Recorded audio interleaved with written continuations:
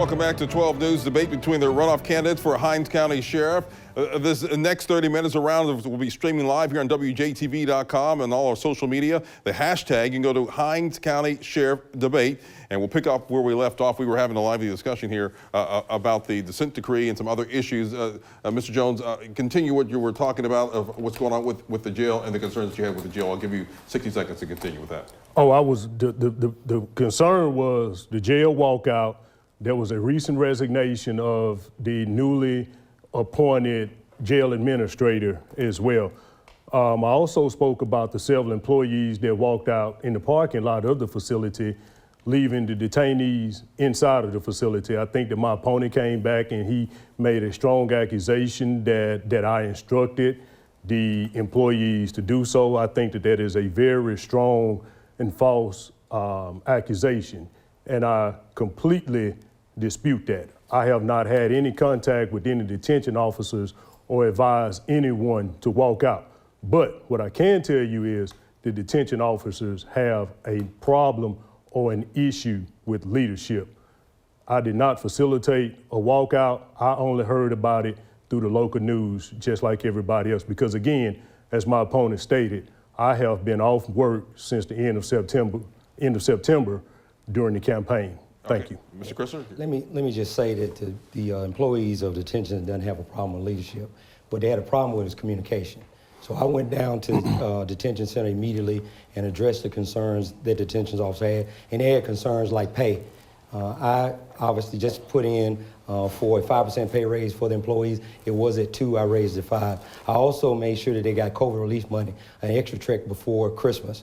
I also ensured by unanimous consent of the board, now they're going to get paid twice a month rather than once a month. These are some of the issues I addressed on the parking lot with those employees. They weren't out there long. After I addressed those concerns, they went back to work. At no point, because of the contingency plans we have in place, at no point were anybody at risk.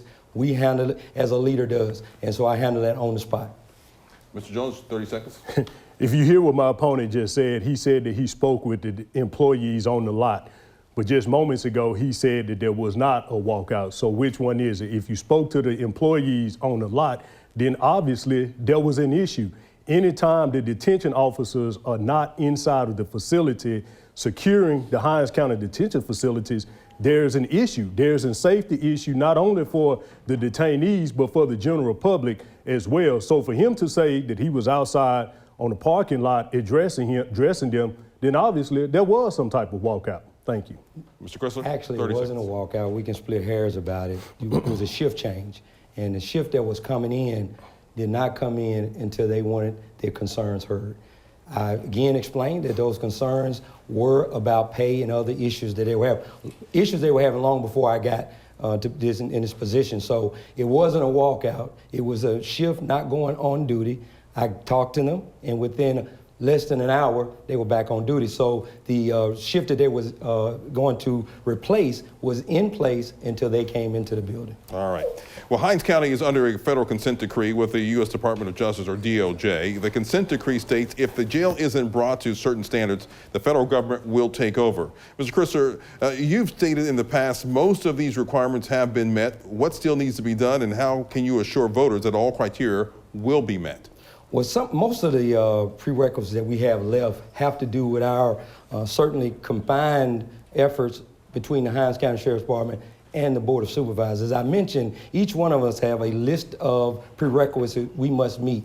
And again, we have met most of the prerequisites that are solely in the purview of the Hinds County Sheriff's Department. But again, the way the consent decree is written, it requires that we partner with the Hinds County Board of Supervisors to resolve some of those issues.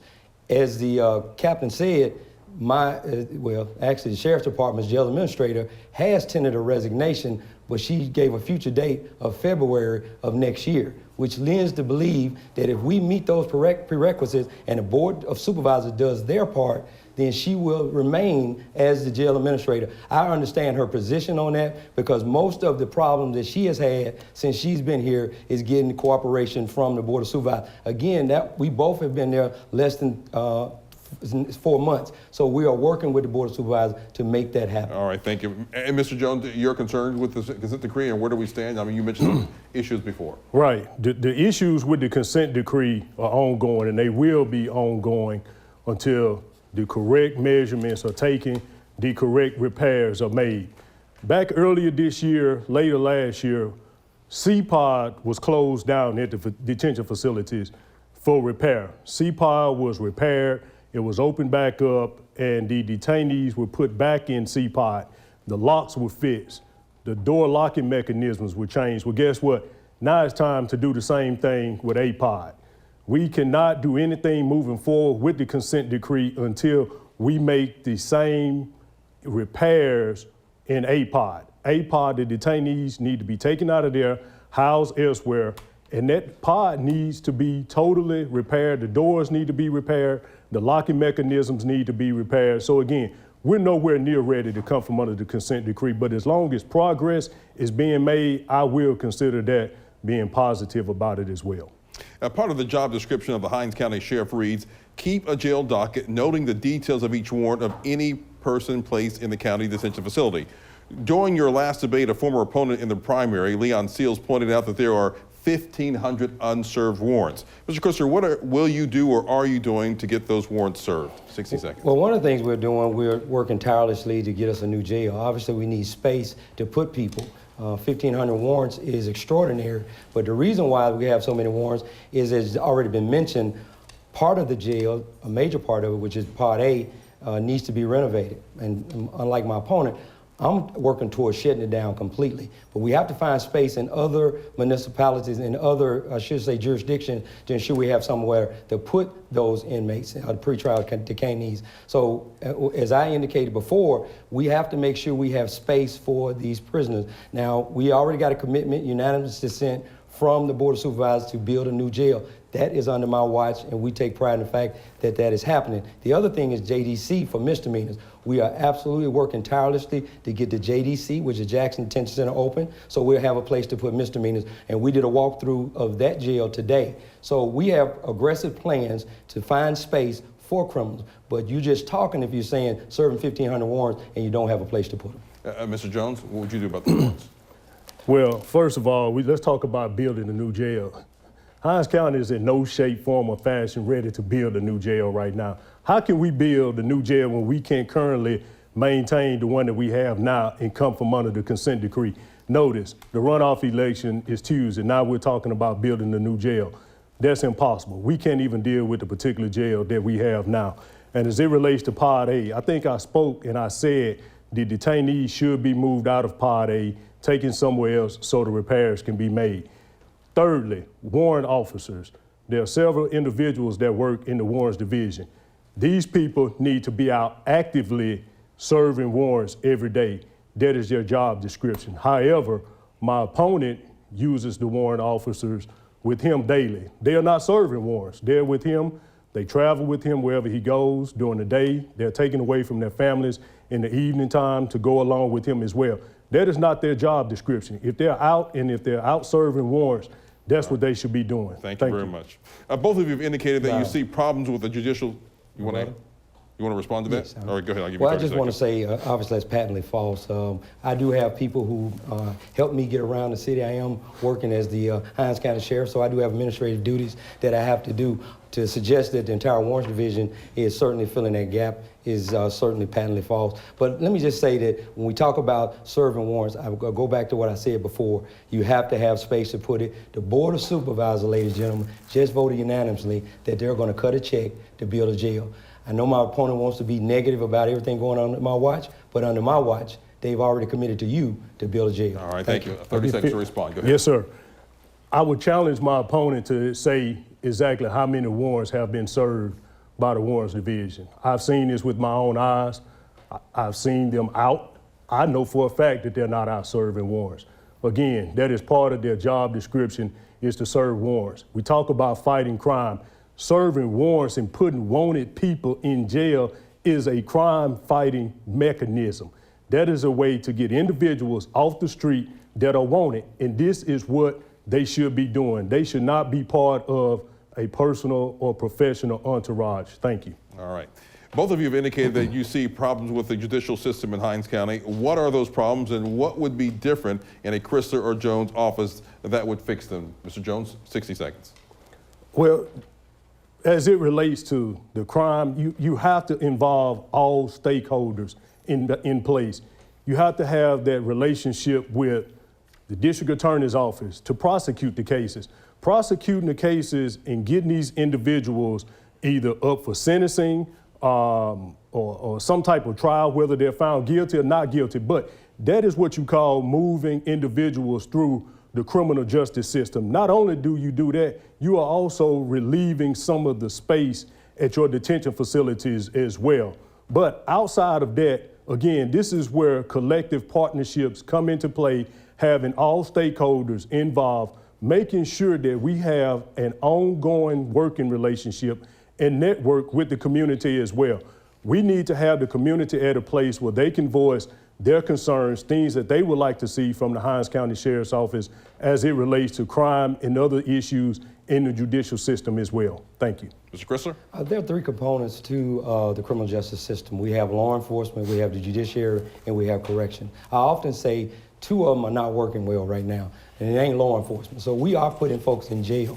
The problem is it get clogged up in the judiciary.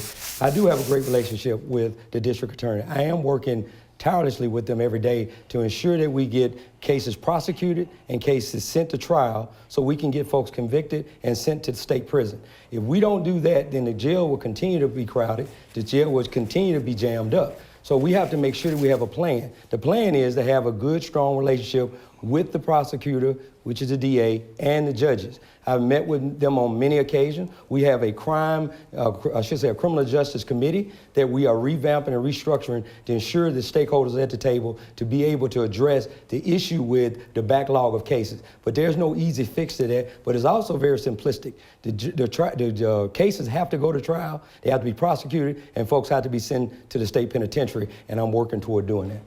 We kind of touched on this a little bit earlier, but a Hinds County detention officer makes roughly $28,000 annually. That's about $2,000 less than what a state correctional officer makes, which, by the way, is already one of the lowest detention officer salaries in the nation.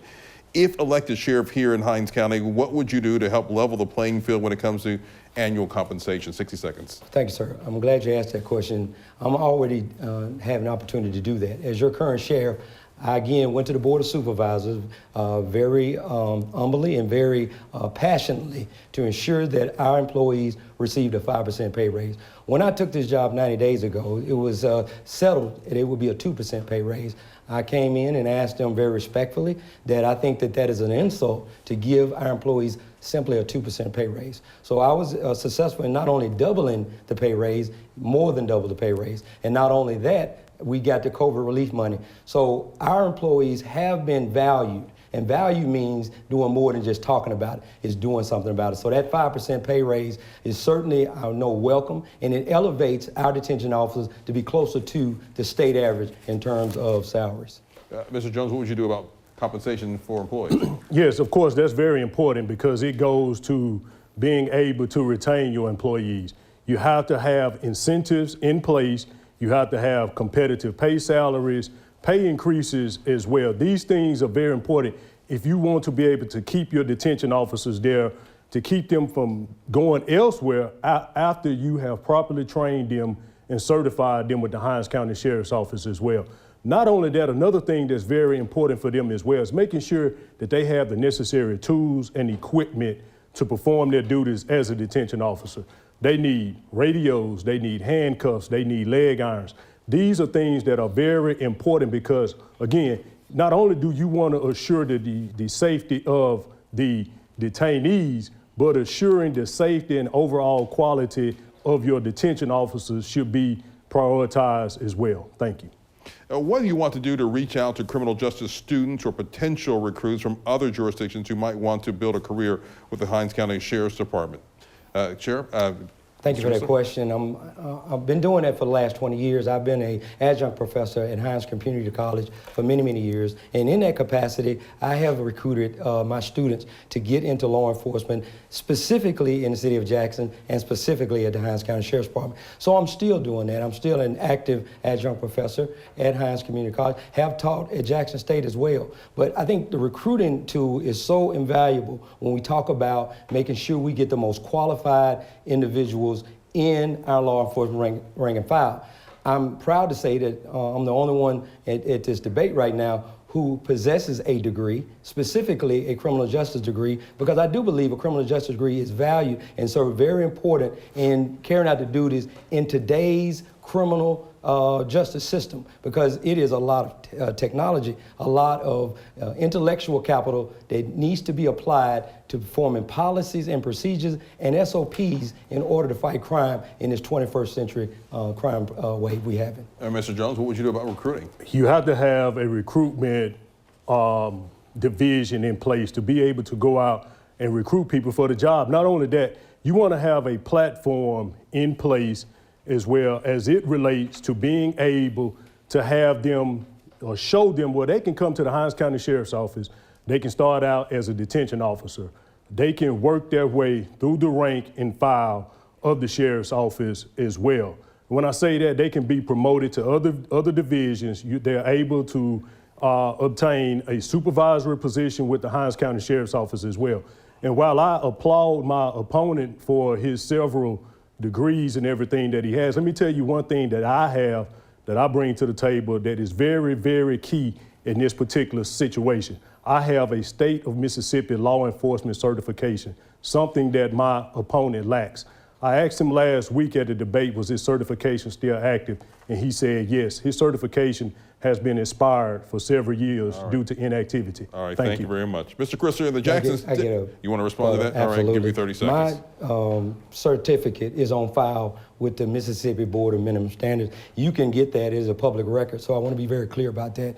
What my opponent is missing is that when I came back as the Public Safety Commissioner for the City of Jackson, I went back through the refresher course to make sure my certificate was updated. So again, facts matter. So I am absolutely on the Board of Minimum Standards. I've had my certification certified twice since 1992. Go ahead, 30 seconds, Mr. Jones. According to minimum boarding standards, after 2 years of lapse, your certification is expired. So I challenge my opponent to be able to produce an up-to-date certification. He has been out of law enforcement, as he states, Public Safety Administration, for well over 2 years. Again, that certification has expired. That's online, it's available for people to read and see. It's an inactive certification. He needs refresher courses again. Thank you. I will produce that. Go ahead and respond. Go ahead. Real quick, I'll produce that certificate. Thank you very much. All right, let's keep moving. Mr. Crisser, in the Jackson State University debate prior to the November 2nd election, you emphasized the need to steer our youth down the right path. How do you propose to do that? 60 seconds. Well, again, start in the classroom setting. First of all, we want to make sure that we have venues for our students, people within our communities. We have churches. The faith-based community, I believe, is the best course of action to have a partnership with, to bring our youth under one tent, I should say, with our ministers who are committed to making sure our youth are in a wholesome environment and that they are taught the values, standards, and morals that are sadly lacking in our community today.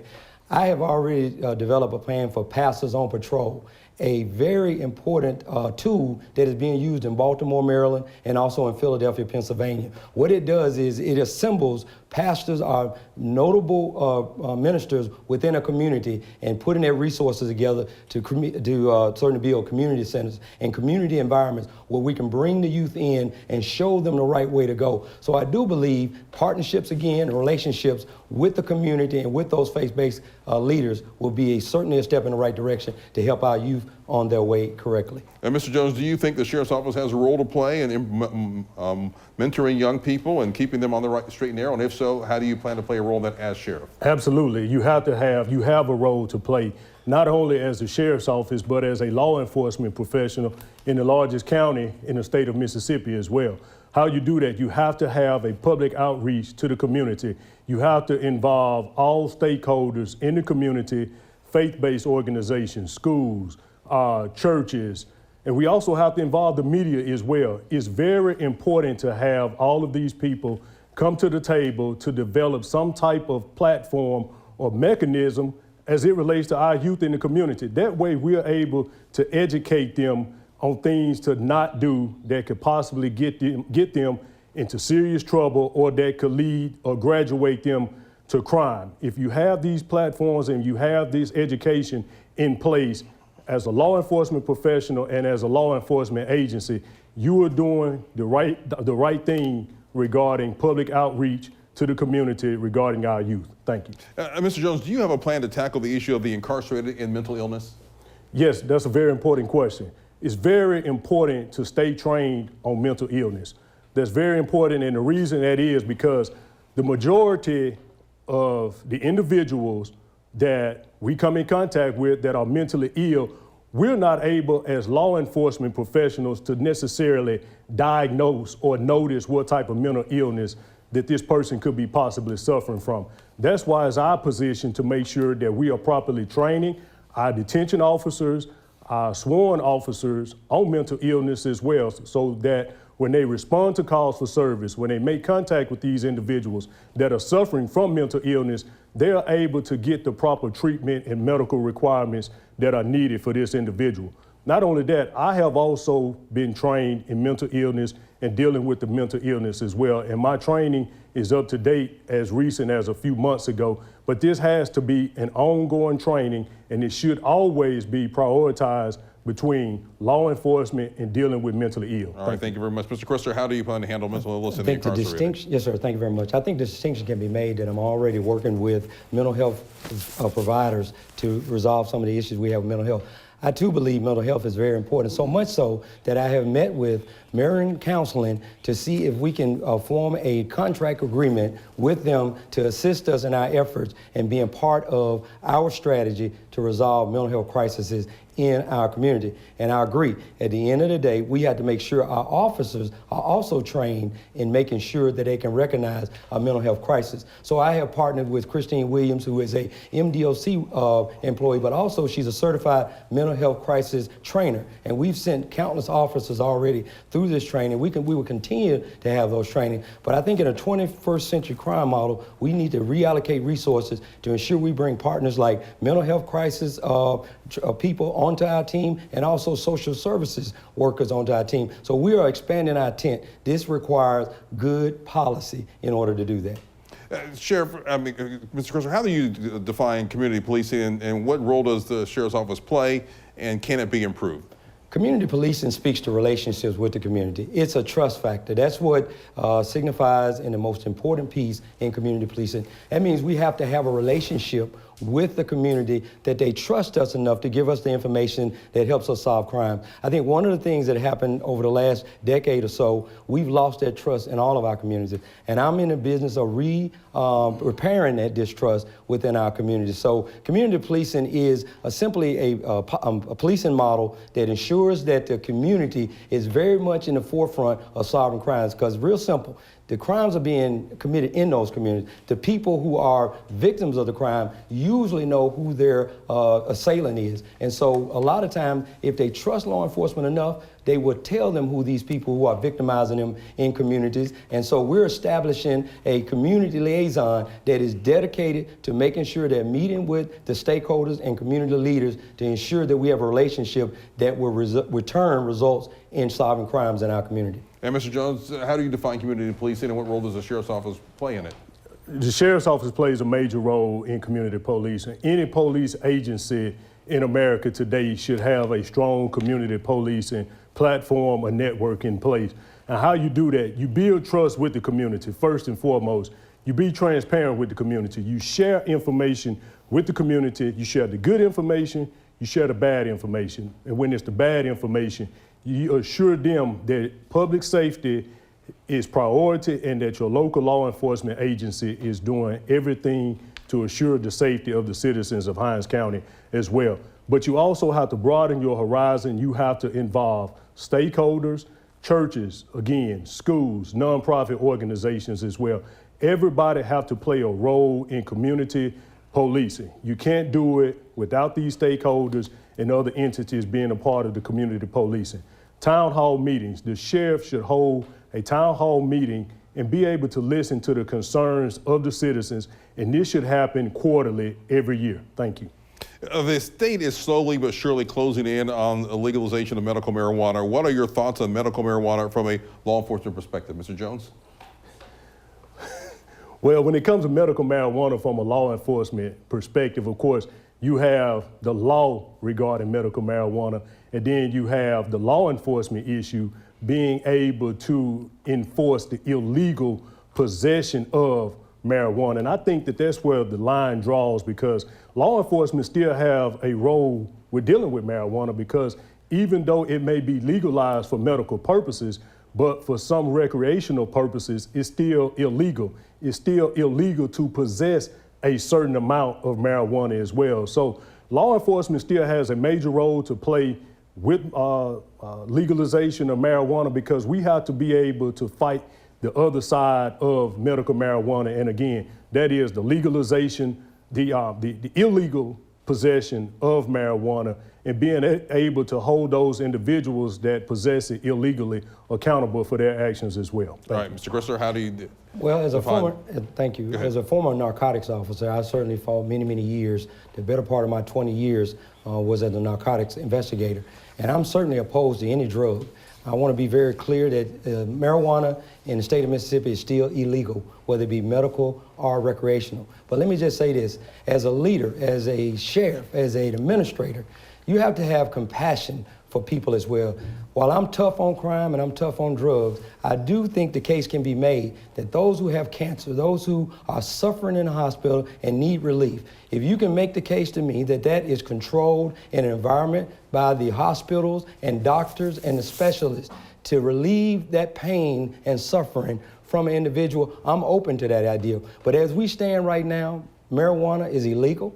It will be treated as such. And if a person is in possession of it, and certainly if they're selling it, they're going to the penitentiary. But as we said before, once they go there, they become in the correctional side, and rehabilitation will be part of my plan. Thank you very much. The Biden administration is requiring employers with 100 or more employees to have their workers vaccinated or undergo weekly testing for COVID-19. What is your position on mandatory vaccinations with a shortage of officers and deputies?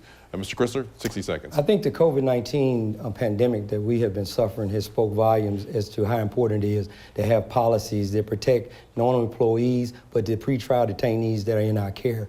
I certainly just signed into a policy for the Sheriff's Department to ensure it is mandatory for all personnel, both my employees and pretrial detainees, will get tested regularly. I did that because we don't need any more senseless loss of lives. The pandemic we're going to has taken millions across the globe, hundreds of millions, and it is serious, and I take it serious. So I think it's our responsibility as me as a leader to ensure that I make the environment in which my employees operate in safe, and certainly the pretrial detainees, because they are all under my care. So I've already penned a document and policy to require that everybody gets tested. And we also are providing testing for our employees. So if they cannot afford it, we will make sure that they get tested with one of our contracted providers.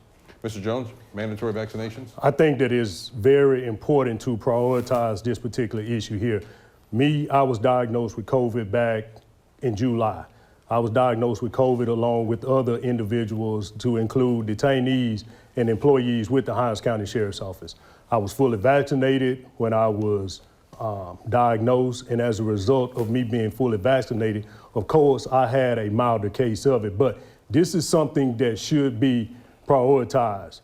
Not only is COVID serious in our communities, but right now, COVID is the leading cause of death in the nation for law enforcement.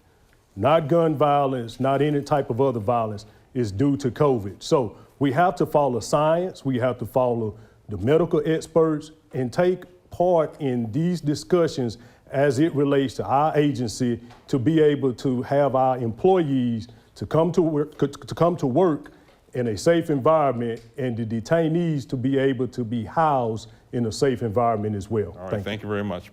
It is now time for our closing statements. And Marshawn Clisser, you chose the first slot, so you'll go first. You have 30 seconds for your closing statement. Thank you very much. I want to thank everyone again for having this debate. And let me just say tonight, I've made the distinction why I think I'm best qualified to hold this position. I think the citizens of Hinds County know that this is an administrative position, and it requires a strong administrative background, and certainly a background that has countless years of law enforcement, which I have, but also you need budgetary experience because you do have a budget you must oversee, and you also have to have, again, an educational background to create the policies necessary to develop crime-fighting plans. Thank you. Mr. Jones? Thank you. My opponent said that he's made a distinction. Yes, he has made a distinction. He's made a distinction over the last 22 years that I have been dedicated to serving only the citizens here in Hinds County, the city of Jackson, in one role, and that's law enforcement. I have more experience than my opponent. Not only that, my opponent has ran for several other offices. He has ran for other offices in our communities, and we're thankful for his service.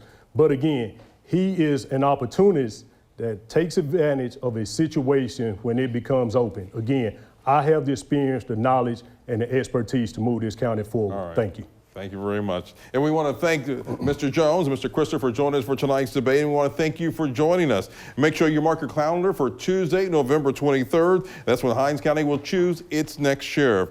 Watch the Channel 12 for your election coverage. We are your local election headquarters. And thank you for joining us tonight. Make it a good night, everyone.